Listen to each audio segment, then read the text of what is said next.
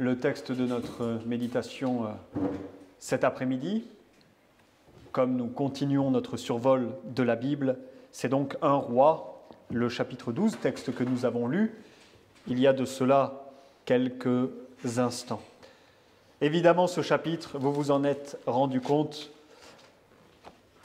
nous raconte un événement terrible, dramatique, dans l'histoire d'Israël, la division du peuple, la division du royaume d'Israël, la division entre les 10 tribus que l'on appellera par la suite le royaume du Nord et de l'autre côté le royaume du Sud, composé de Juda et de Benjamin, royaume du Sud ayant pour capitale Jérusalem, royaume du Nord ayant pour capitale Samarie.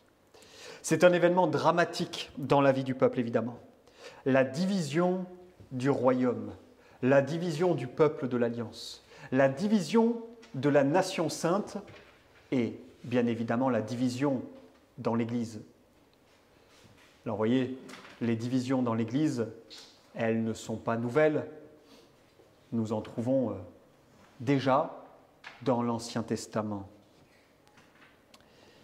Alors, j'aimerais que l'on s'interroge cet après-midi. Évidemment, il y aurait peut-être, et c'est même sûr, beaucoup de choses à dire sur cet événement dramatique qu'est la division du royaume d'Israël.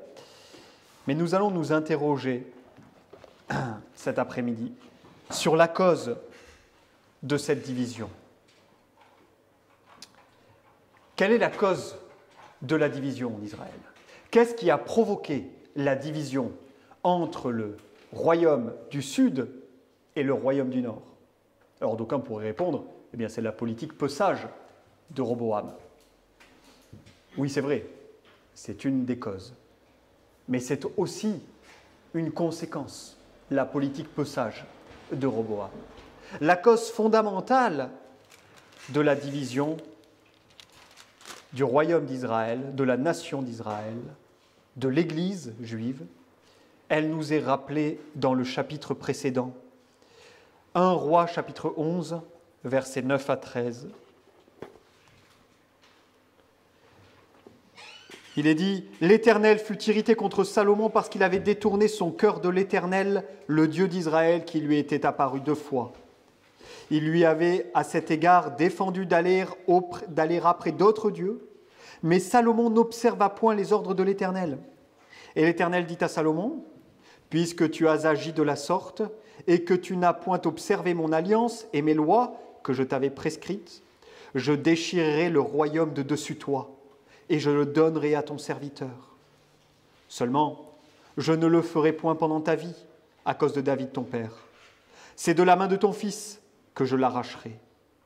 Je n'arracherai cependant pas tout le royaume, je laisserai une tribu à ton fils, à cause de David, mon serviteur, et à cause de Jérusalem que j'ai choisi. » Nous avons ici la cause fondamentale de la division en Israël. L'apostasie de Salomon. Oui, Salomon a été un grand roi. Oui, il a donné à Israël la paix et la prospérité. C'est sous le règne de Salomon qu'Israël a connu son âge d'or.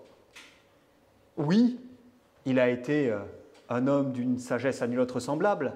Nous laissons, entre autres, une bonne partie du livre des Proverbes, le livre de l'Ecclésiaste et celui du Cantique des Cantiques. Mais Salomon, c'est aussi un roi dont la vie fut marquée par l'apostasie. Alors, dans le cas de Salomon, il s'agissait d'une apostasie, comme elles se produisent parfois, temporaire, même si elles peuvent durer un petit peu dans le temps. Salomon est finalement revenu de son apostasie. On trouve différents types d'apostasie dans l'Écriture sainte, des apostasies temporaires, des chutes temporaires. Salomon, Pierre en serait un exemple au moment de son reniement du Christ également, à une moindre mesure. On trouve des apostasies qui sont définitives et on trouve un troisième type d'apostasie qui coïncide avec ce que l'on appelle le blasphème, n'est-ce pas, contre l'Esprit Saint. Alors c'est l'apostasie de Salomon qui est responsable de la division du royaume d'Israël. Et j'aimerais que l'on voie cet après-midi les conséquences de cette apostasie. Alors premièrement sur Salomon, deuxièmement sur le peuple d'Israël, et troisièmement, sur Roboam, le fils de Salomon. Nous allons nous attarder sur les conséquences de l'apostasie de Salomon, sur Salomon lui-même, sur le peuple d'Israël et sur Roboam. Et tâcherons d'en tirer des leçons pour nos vies et pour nos jours. Premièrement, les conséquences de l'apostasie de Salomon sur la personne même de Salomon. Quelles sont les conséquences de son apostasie? Évidemment, le jugement de Dieu. Le jugement de Dieu, ici, revêt un double tranchant, pour ainsi dire. Comme j'ai dit il y a quelques instants, l'élément le plus fondamental dans ce jugement, c'est la perte du royaume. Salomon perd le royaume. En tout cas, il perd une grande partie de son royaume, puisque 10 tribus vont finir par refuser allégeance à sa maison et à la maison de son père David. Salomon, à cause de son apostasie, a perdu le royaume. Et j'aimerais vous rappeler, mes frères, cet après-midi, que cela est juste. Salomon s'est révolté contre Dieu. Son royaume se révoltera contre lui. Salomon a donné la gloire de Dieu à des créatures par son idolâtrie. Dieu donnera sa couronne à son serviteur. Ce qu'on lit au verset 11 du chapitre 11, c'est à un de ses serviteurs que Dieu donnera sa couronne. L'apostasie de Salomon, elle a eu pour cause la ruine de la nation sainte, de la nation élue. La ruine spirituellement et évidemment étatiquement, dirons-nous, nationalement. Dans le livre des Proverbes, au chapitre 14 et au verset 34, il s'agit de ce verset que je désirais citer l'autre jour et que je n'avais pas retrouvé sur le coup. Donc là, la référence est bonne. Proverbe chapitre 14, verset 34. « La justice élève une nation », nous dit le proverbe. Mais le péché est la honte des peuples. La justice élève les nations. L'apostasie de Salomon a ruiné sa nation. Alors, les conséquences de l'apostasie de Salomon pour Salomon, eh bien, c'est premièrement qu'il perd le royaume. Et deuxièmement, ce n'est pas seulement la ruine de son royaume, c'est aussi la ruine de sa famille. L'apostasie de Salomon, elle était particulièrement liée, nous dit la Sainte Écriture, aux femmes étrangères. Salomon aimait les femmes étrangères et il s'est laissé entraîner dans les faux cultes et dans les fausses religions que pratiquaient ces femmes étrangères. Eh bien, la conséquence d'avoir été vers des femmes étrangères pour Salomon, c'est que ces mêmes femmes ont transmis leurs fausses religions et leurs fausses pratiques à ses descendants. Et en fait, c'est selon toute vraisemblance le cas de Roboam, celui qui lui succède sur le trône. Puisque le chapitre 14 du livre des rois, du premier livre des rois, au verset 21, nous rappelle que la mère de Roboam était une ammonite, une étrangère. L'apostasie de Salomon l'a conduit à la ruine de son royaume et aussi en bonne partie à la ruine de sa famille. L'apostasie ne détruit pas seulement les nations, l'apostasie détruit les familles. L'apostasie d'un chef, que ce soit un chef de famille ou un chef d'État, conduira toujours en partie à la ruine de ceux qu'il gouverne. Parce que c'est le propre du chef, il est établi comme modèle sur les autres. Son comportement a une influence sur ce qu'il gouverne. C'est vrai pour les chefs d'État, c'est vrai pour les chefs de famille, c'est vrai pour ceux qui, dans l'Église, ont la charge de conduire et de diriger. Ils sont placés là par Dieu, en sorte que leur comportement doit avoir une influence positive sur ce qu'ils gouvernent. Mais dès lors qu'ils échouent à se montrer de bons gouvernants, alors l'influence devient néfaste pour la vie de ceux qu'il gouverne. Et il y a une chose qui est intéressante et que l'on doit noter dans le cas de Salomon et la suite des événements, n'est-ce pas? Notez ce grand principe qu'on pourrait appeler le principe de solidarité familiale dans la Sainte Écriture. Quelque chose qui est relativement étranger à notre époque, n'est-ce pas? Où l'individualisme est roi, où on voudrait n'avoir finalement de compte à rendre qu'à soi-même et que pour soi-même, hein, où on se voudrait comme des électrons libres, libres des autres, libres de nos responsabilités envers les autres. C'est une mentalité qui est prégnante aujourd'hui dans la société, dans notre monde. C'est une mentalité parfaitement étrangère à la Sainte Écriture. Et il y a ce principe donc très important dans la Sainte Écriture que l'on appelle la solidarité familiale et qui est manifeste dans le cas de Salomon ici. Parce que regardez ce que Dieu lui dit. Dieu lui dit, Salomon, à cause de ton apostasie, tu vas perdre une grande partie de ton royaume et tu vas instaurer le chaos spirituel dans ta famille. Lisons juste brièvement à quoi ressembla le règne de Roboam, le fils de Salomon. Donc une fois qu'il a perdu une grande partie de son royaume, son règne nous est résumé ainsi. 1 Roi chapitre 14, versets 22 à 24. Juda fit ce qui est mal aux yeux de l'Éternel, et par les péchés qu'ils commirent, ils excitèrent sa jalousie plus que ne l'avait jamais fait leur père. Ils se bâtirent eux aussi des hauts lieux avec des statues et des idoles sur toute colline élevée et sur tout arbre vert. Il y eut même des prostituées dans le pays. Ils imitèrent toutes les abominations des nations que l'Éternel avait chassées devant les enfants d'Israël. Ça, c'est la description du royaume sous le règne de Roboam. Ils imitent les abominations des nations étrangères. On réinstaure l'idolâtrie, les statues, les images, les hauts lieux. On réinstaure même la prostitution. À cause de l'apostasie de Salomon, son royaume est ruiné, mais sa famille se trouve ruinée par le chaos spirituel. En témoigne Roboam et un certain nombre d'autres rois après lui. Parce que tous les rois qui vont suivre en Juda sont tous des descendants de Salomon. Mais en même temps, ce que Dieu lui dit, c'est qu'à cause de David, son père, il ne perdra pas entièrement le royaume. Et à cause de David, son père, nous dit la Sainte Écriture, Juda connaîtra un certain nombre de rois qui seront de bons rois et des rois justes.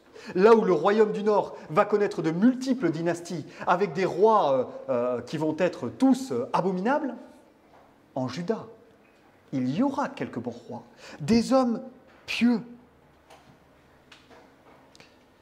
Parce que sa rébellion, la rébellion de Salomon, n'a pas été complète. La rébellion de son peuple ne sera pas complète. Et parce que son père, c'est David, le roi au cœur de Dieu, Dieu préserve en partie sa famille. Alors, voyez où je veux en venir en rappelant cela. Eh bien, très simplement, ce grand principe qu'on trouve dans la Sainte Écriture, qui ici nous est imagé comme suit, la justice de David sera garante de la piété chez les descendants de Salomon. Et bien sûr, chez les descendants de David. Salomon étant, je le rappelle, le fils de David.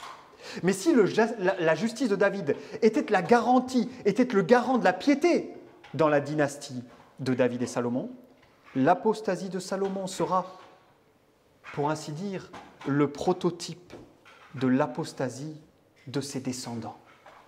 Alors vous voyez, dans la lignée de David et Salomon, on trouve à la fois la piété et l'apostasie, et les deux sont en lien avec cette solidarité familiale. Dieu va maintenir la piété à cause de David, parce que David était un homme juste. Et en même temps, L'apostasie va ravager la famille parce que Salomon a commis ce grand crime devant Dieu, d'être un apostat. Et ce principe de solidarité familiale, chers frères, il n'était pas valable que pour l'Ancien Testament. Il est valable de tout temps. Et d'ailleurs, on le trouve dans la loi morale de Dieu. On le trouve dans le 2e commandement, n'est-ce pas ? Tu ne te feras point d'image taillée, ni de représentation quelconque des choses qui sont en haut dans les cieux, qui sont d'en bas sur la terre, qui sont dans les eaux plus bas que la terre. Tu ne te prosterneras point devant elles, et tu ne les serviras point, car moi, l'Éternel, ton Dieu, je suis un Dieu jaloux qui punit l'iniquité des pères sur les enfants, jusqu'à la 3e et à la 4e génération de ceux qui me haïssent, et qui fait miséricorde, jusqu'à la 1000e génération à ceux qui m'aiment et qui gardent mes commandements. Voyez ? Notre comportement, notre piété ou notre manque de piété aura des répercussions sur nos descendants. Et là, c'est un message on ne peut plus solennel, particulièrement à ceux qui sont des parents. Dans la dynastie davidique, la piété embrassait l'apostasie. La piété était maintenue à cause de David. L'apostasie faisait son œuvre à cause de Salomon.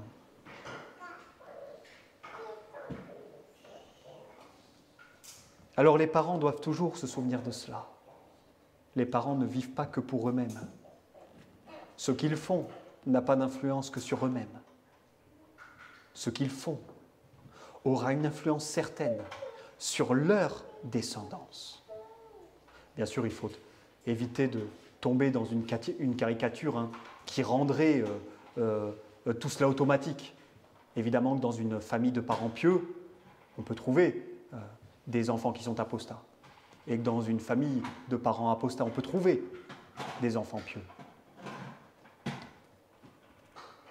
Il ne s'agit pas d'automatiser tout cela.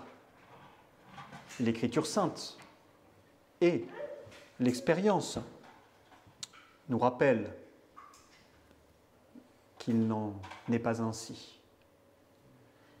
Mais par contre, les menaces et les promesses de Dieu, même si elles ne sont pas automatiques, elles sont suffisamment vraies pour que nous puissions nous reposer dessus et les prendre très au sérieux. Et l'un des grands enseignements, l'un des gros commandements que l'on trouve dans la Sainte Écriture, pour les parents, c'est d'être pieux, parce que leur piété aura une influence certaine sur leurs enfants, tout comme leur impiété aura une influence certaine sur leurs enfants. Et vous pouvez tourner le problème dans tous les sens. C'est une vérité que l'on retrouve tout au long de la parole de Dieu.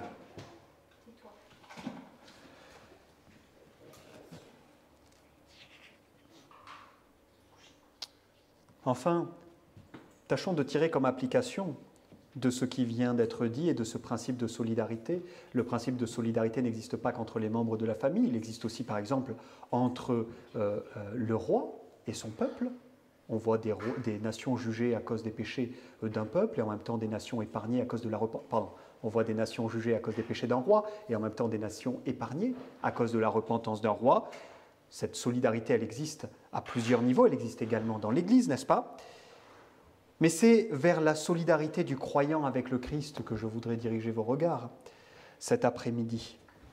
Tout comme David avait été le garant de la justice dans sa dynastie, le Christ est le garant de nos âmes.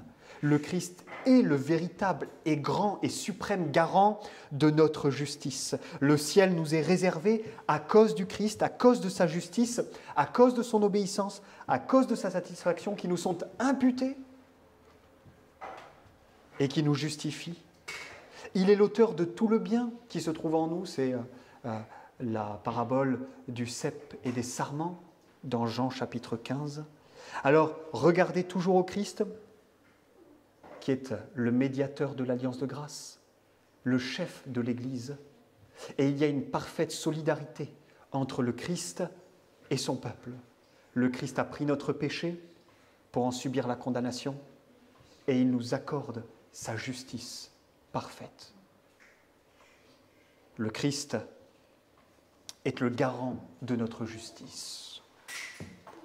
Alors, vous voyez, conséquences pour Salomon, donc perte du royaume et ruine de sa famille. Les conséquences maintenant sur le peuple. Les conséquences toujours de l'apostasie de Salomon. La première des conséquences, chapitre 12 du premier livre des rois, versets 3 et 4. On l'envoya appeler. Alors Jéroboam et toute l'assemblée d'Israël vinrent à Roboam et lui parlèrent ainsi. Ton père a rendu notre joug dur. Toi maintenant, allège cette rude servitude et le joug pesant que nous a imposé ton père. Première conséquence de l'apostasie de Salomon sur son peuple, sur le peuple, c'est que le peuple a maintenant des revendications qui sont injustes. Le peuple fait ici un certain nombre de revendications qui sont injustes. Pourquoi injustes ? Parce que le règne de Salomon en Israël coïncide avec l'âge d'or de la nation. Il y avait une prospérité formidable du temps de Salomon en Israël. Alors de quoi se plaignent-ils ? Des taxes et des impôts ? Mais la Sainte Écriture nous dit que Salomon avait rendu l'argent et l'or aussi commun que la pierre en Israël, à cette époque-là. Et puis, s'ils contribuaient à l'avancement du royaume par leur argent, c'est parce qu'ils n'y contribuaient pas par leur sang. Le règne de Salomon les a préservés des guerres et du sang versé dans les guerres pour défendre et faire prospérer le royaume. Alors non seulement ils ont de l'argent, mais en plus, ils évitent le sang qui coule.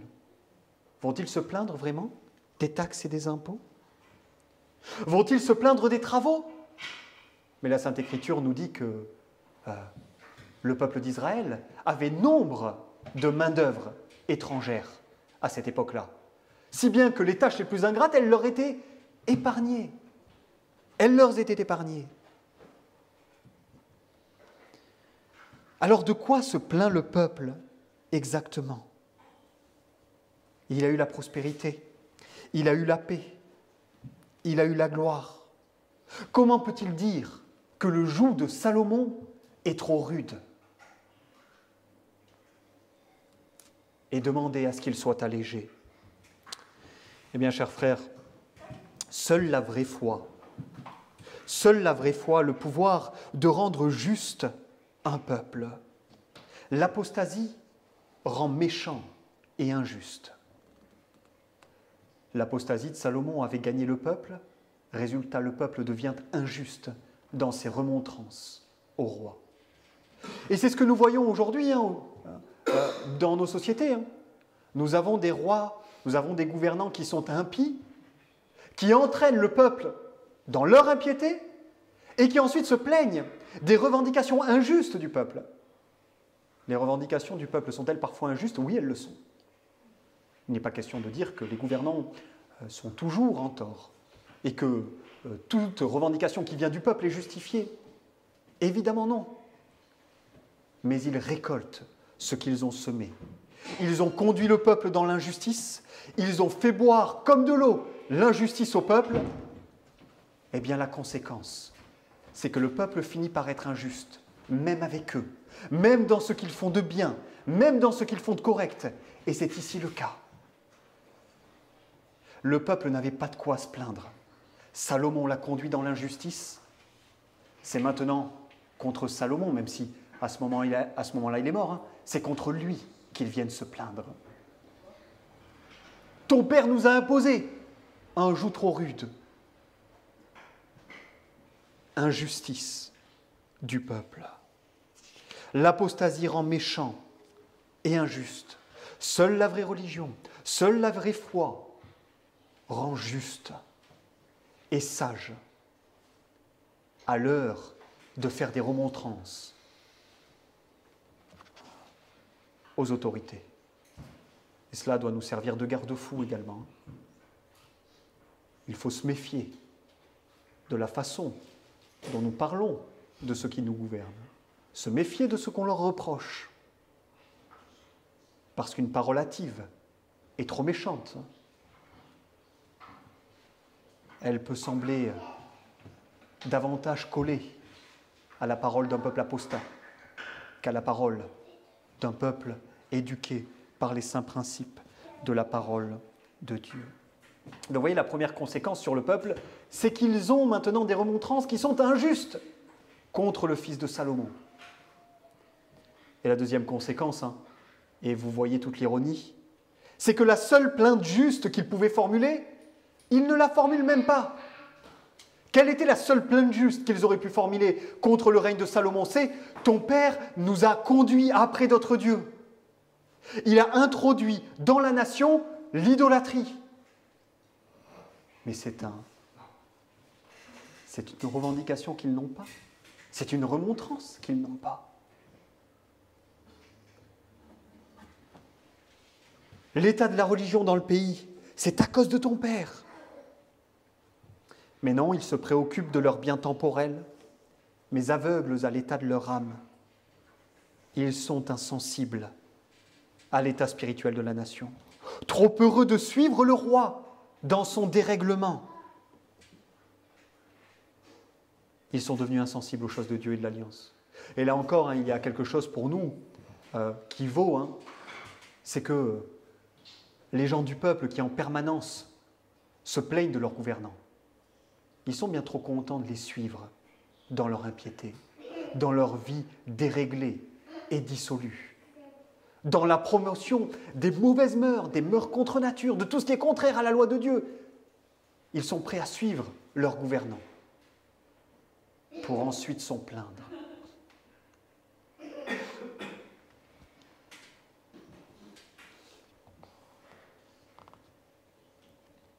Ils sont trop contents de suivre leurs gouvernants quand il s'agit de ruiner leurs âmes, et pourtant après, ils viennent lui faire des remontrances pour tout ce qui touche au temporel, au temporaire et au matériel.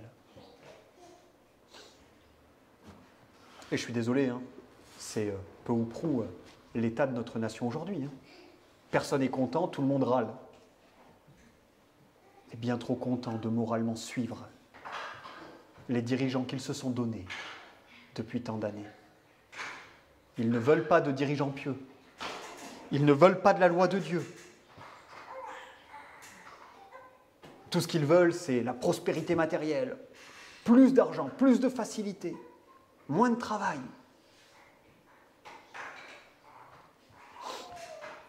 La corruption du cœur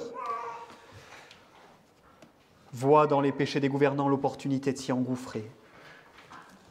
Et l'apostasie rend aveugle à l'état de son âme et aux vrais problèmes. Si nous sommes plus enclins à pleurer parce que nous payons trop d'impôts que parce que notre nation se trouve dans un état de chaos spirituel absolu, alors nous sommes exactement dans la situation du peuple devant Roboam. Nous n'avons rien à faire de notre âme, du bien de l'âme de notre prochain. Tout ce qui nous importe, c'est juste un confort matériel plus important. L'apostasie rend injuste, mes frères, parce qu'elle met en oubli le Dieu de la justice, son alliance et sa parole. Enfin, nous terminons par les conséquences de l'apostasie de Salomon sur son fils Roboam.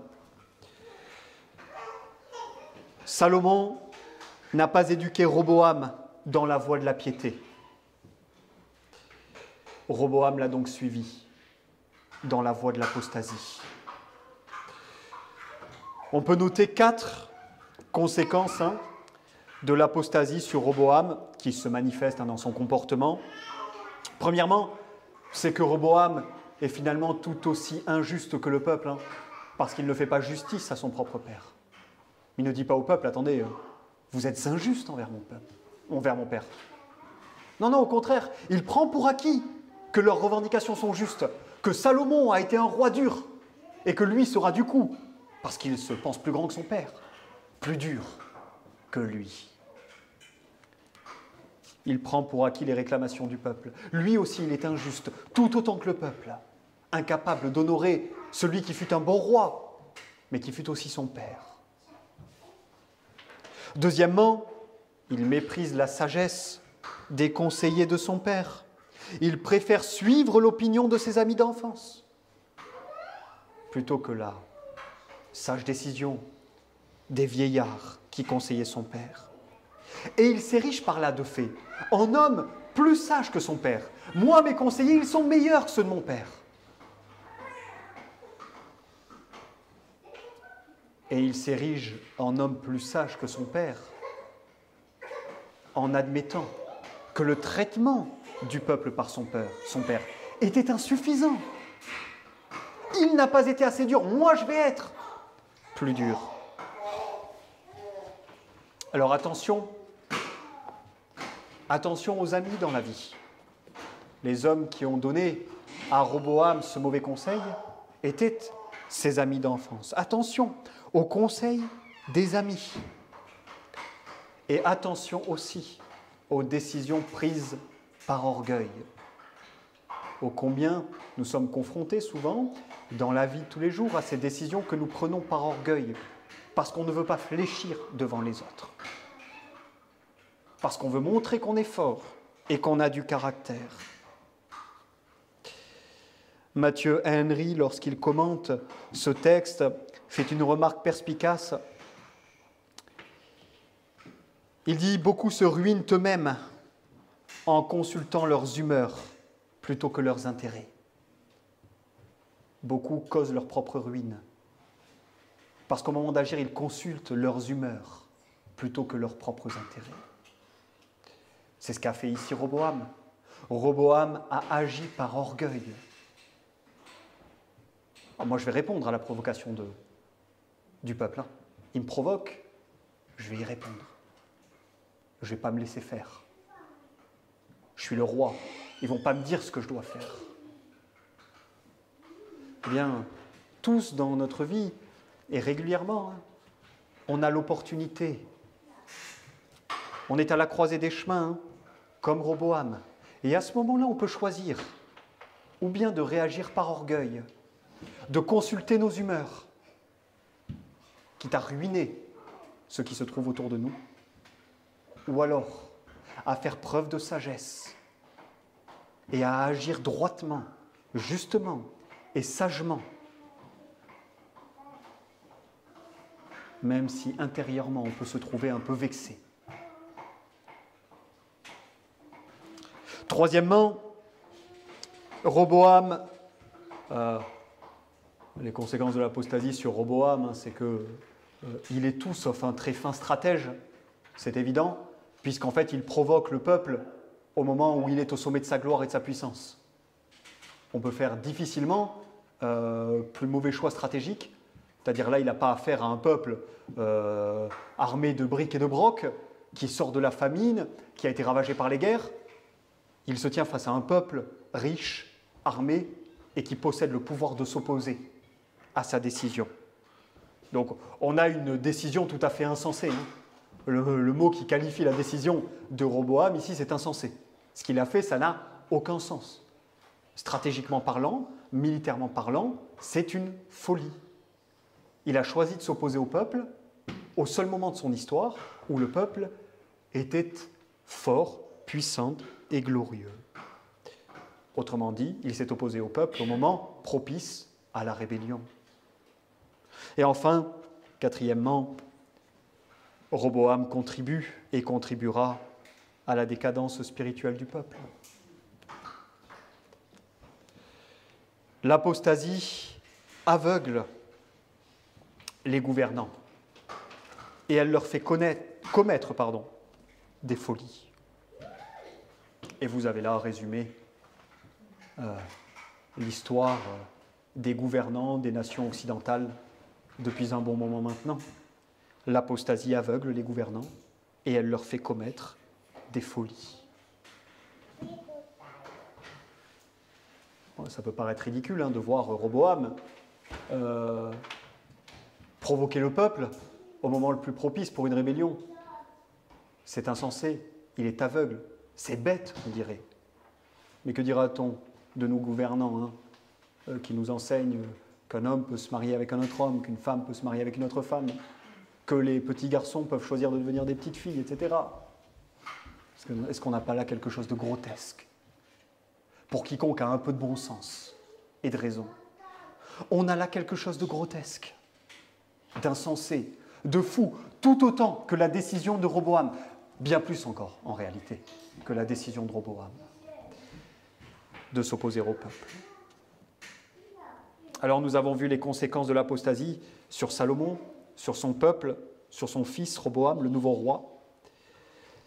Que pouvons-nous dire en conclusion? Et rappelons-nous qu'on a là affaire à un des événements les plus dramatiques de l'histoire de l'Ancien Testament. La consolation en tout cela, elle se trouve au verset 15. Ainsi le roi n'écouta point le peuple, car cela fut dirigé par l'Éternel en vue de l'accomplissement de la parole, de la parole que l'Éternel avait dite par Achija de Silo à Jéroboam, fils de Nébat. La conclusion et le réconfort, c'est que la souveraineté de l'Éternel se trouve dans toutes ces choses, en vue de l'accomplissement de son plan. L'accomplissement du dessein de Dieu inclut ces hommes fous qui gouvernent follement, ces peuples fous qui se rebellent follement. Tout cela sert à l'accomplissement du dessein de Dieu. Et tout cela sert à faire avancer son royaume, même si parfois on peut peiner à le voir. C'est la réalité. Peu importe qui gouverne, finalement, peu importe la dynamique qu'il donne à la nation, nous savons que le Seigneur est souverain sur toutes ces choses. Et que tout ce qui se passe sert dans son plan éternel, à la gloire de son royaume, à l'avancée de son royaume et au triomphe final de l'Église. Que le Seigneur nous aide à le percevoir. Levons-nous pour prier.